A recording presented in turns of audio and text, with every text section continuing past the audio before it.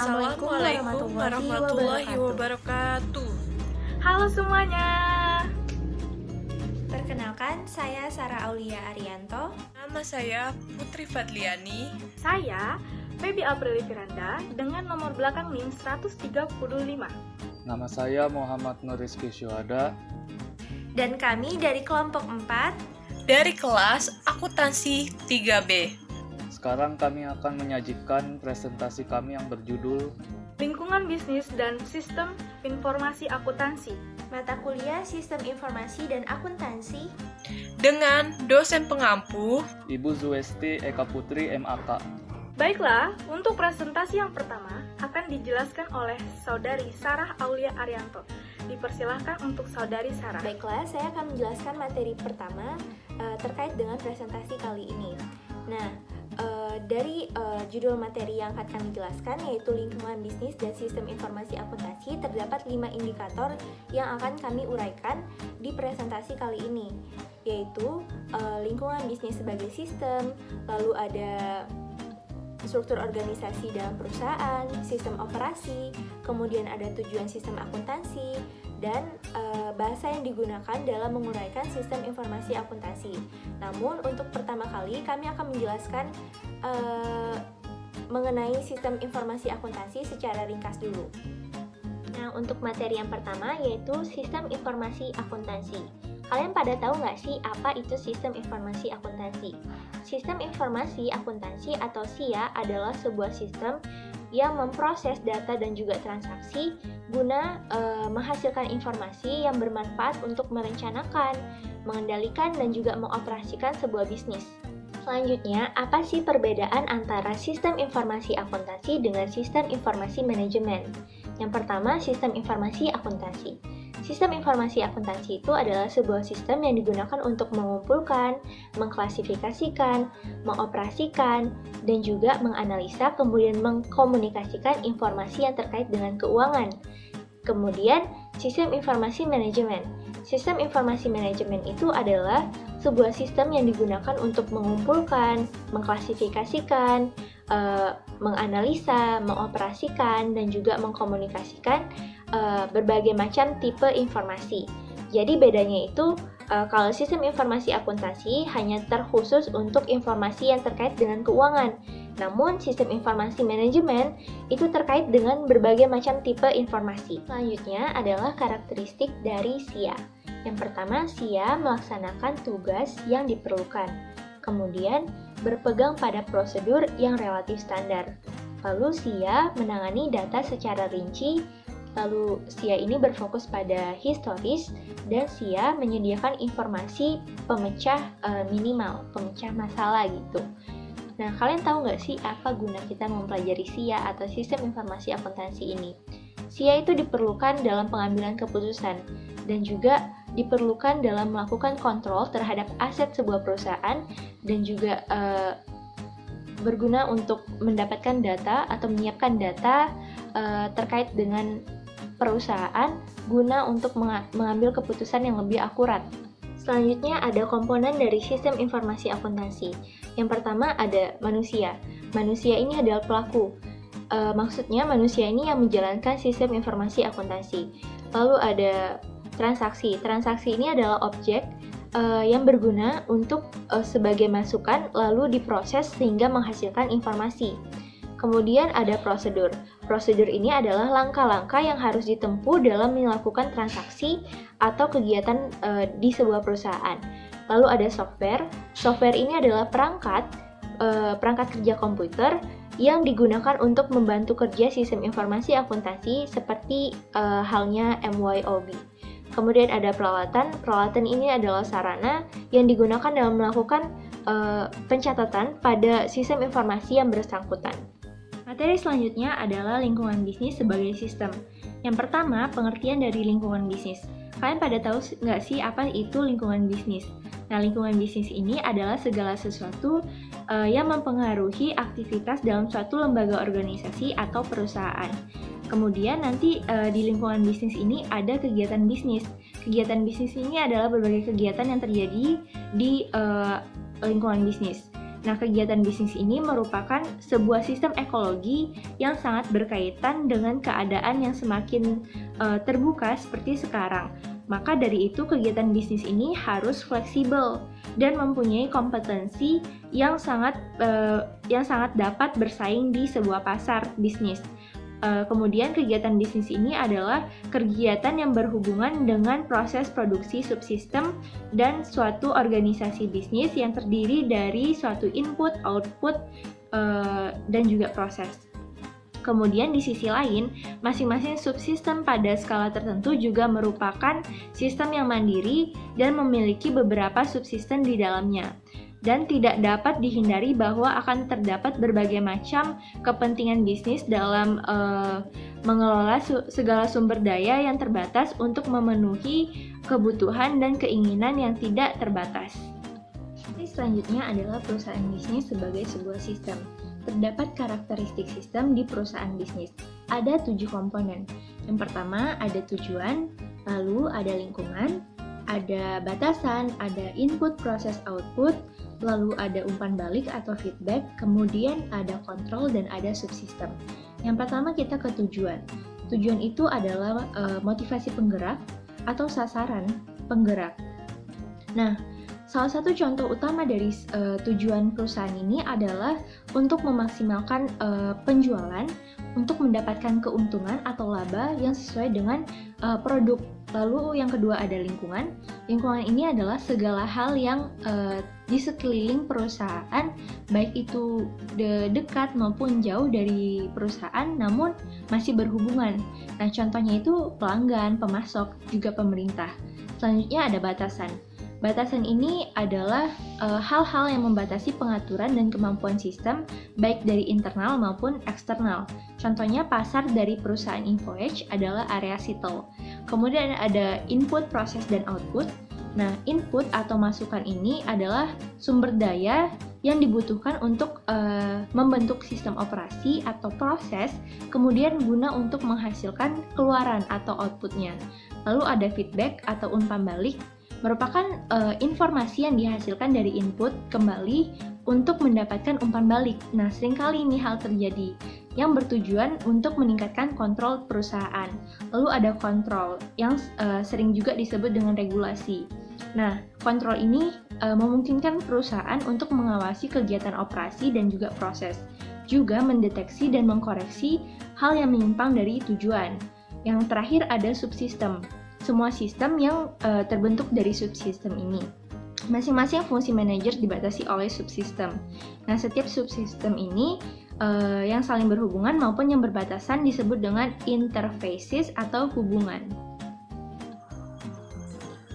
Struktur organisasi dalam perusahaan. Struktur organisasi yaitu sarana bagi manajer untuk mengarahkan dan mengkoordinasi serangkaian aktivitas dan operasi dalam perusahaan. Struktur ini juga menggambarkan tanggung jawab setiap manajer. Lalu ada ragam struktur organisasi. Yang pertama ada struktur hierarki.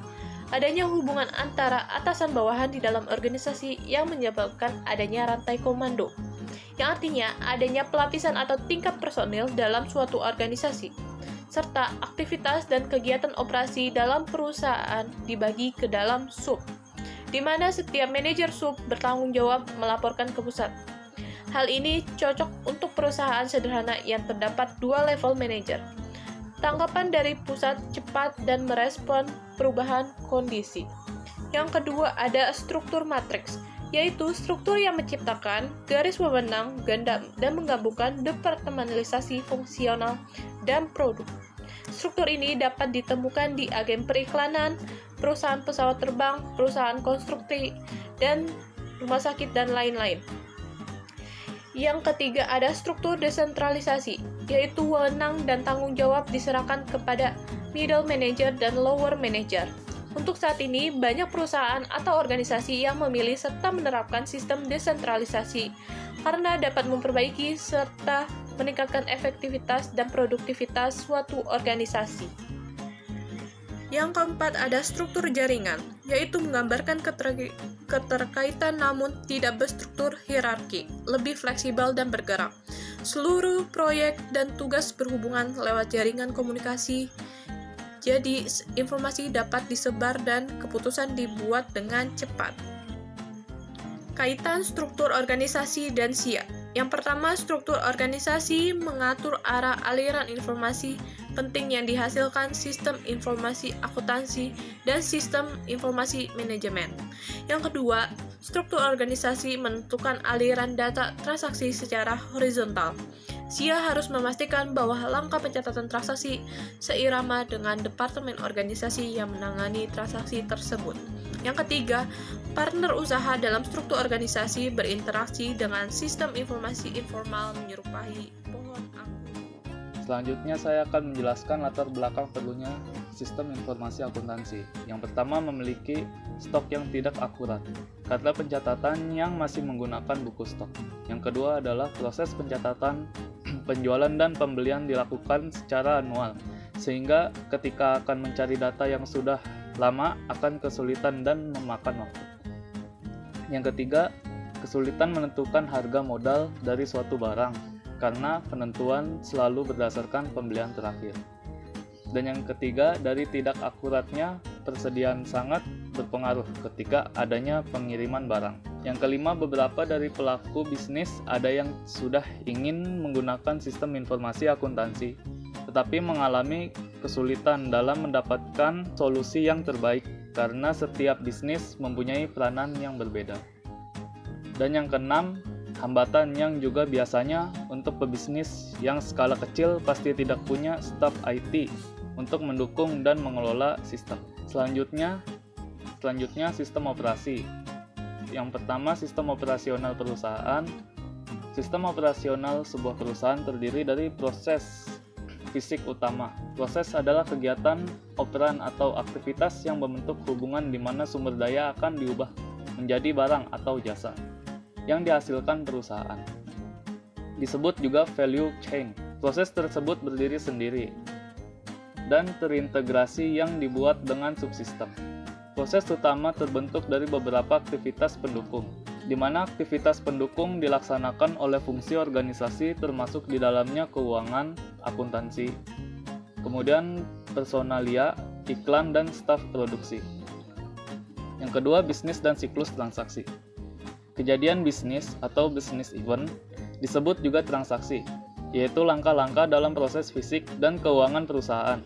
Misalnya memesan barang dagang, menerima barang dari pemasok, menyimpan barang dagang, dan membayar hutang.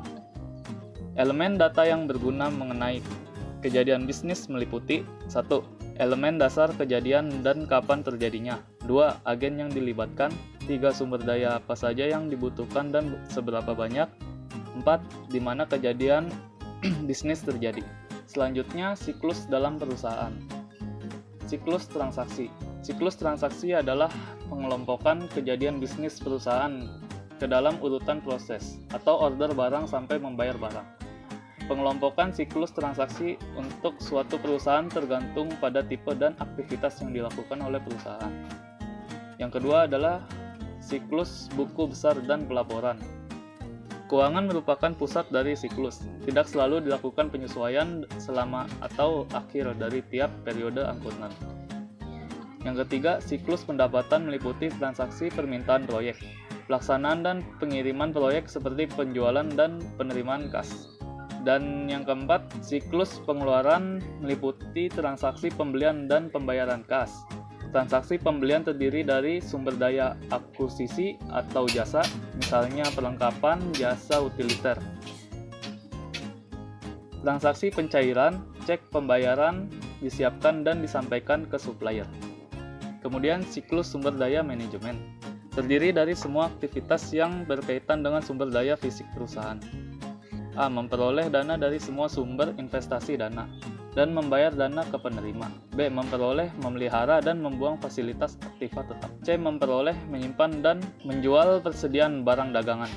D. Memperoleh, memelihara, dan membayar personal. Contohnya itu karyawan, manajer, konsultan, dan kelompok luar. Kemudian siklus transaksi lain, di mana proses akuntansi diklasifikasikan menjadi dua siklus akuntansi, yaitu A. Siklus akuntansi keuangan mencatat transaksi akuntan seperti laporan keuangan. B. Siklus akuntansi mengenal, mengumpulkan, dan memproses data dan menghasilkan informasi.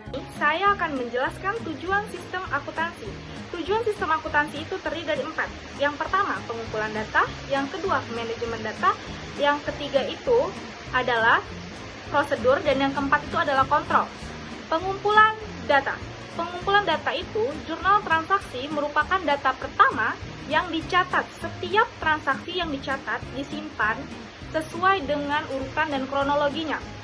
Penting untuk membedakan setiap data yang disimpan dalam folder sesuai dengan dokumennya masing-masing. Yang kedua adalah manajemen data. Jadi ada 2 tipe data akuntan. Yang pertama itu transaksi atau jurnal. Yang kedua itu adalah master file atau buku besar. Lalu, terdapat buku besar mengenai data elemen atau elemen data yang berisi detail pelanggan dan transaksi. Bisa disebut sebagai buku besar pembantu. Lalu, yang B itu mencatat dan menyimpan khususnya data sistem informasi akuntansi yang serupa akan disimpan di dalam folder. Lalu, yang C itu ada pemeliharaan data terdiri dari mengupdate dan mengakomodasi. Data update contohnya itu memperbarui buku besar, dan data modification itu merubah data pelanggan seperti nomor telepon dan alamat. Lanjut, yang ke D itu ada chart of account, merupakan kode yang ditetapkan untuk buku besar dalam sistem informasi akuntansi. Hal ini juga memudahkan pemeliharaan data. Klasifikasi data dan coding. Sistem informasi akuntansi mencari, mencatat, menjalankan, memperbaiki, dan menghitung data menggunakan tipe dan coding. Yang ketiga itu ada prosedur. Untuk mendapatkan dan menggunakan data diperlukan prosedur dan langkah-langkah yang sangat logis. Salah satu contoh prosedur itu adalah pengumpulan data, pemeliharaan data, dan generasi informasi.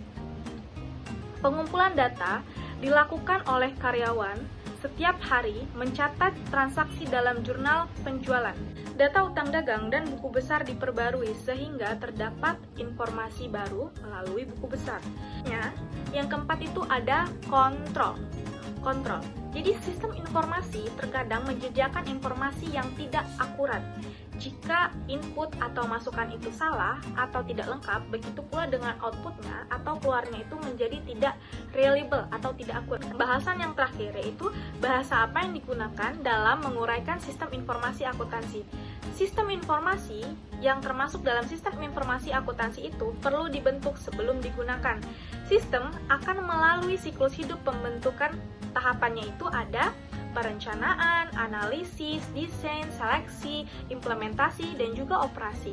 Jadi bahasa yang digunakan itu haruslah bahasa yang tepat dan konsisten dalam menginterpretasikan data dan juga kegiatan. Sistem documentation atau sistem dokumentasi berupa diagram seperti flowchart atau data flow diagram. Terus, dokumen flowchart itu merupakan dokumen yang menekankan hard copy baik, masukan dan keluaran, serta arah proses melalui unit organisasi. Baiklah teman-teman, sekian pembahasan dari kelompok 4. Saya mohon maaf apabila terdapat kesalahan dalam penyampaian kata atau penyampaian materi. Terima kasih.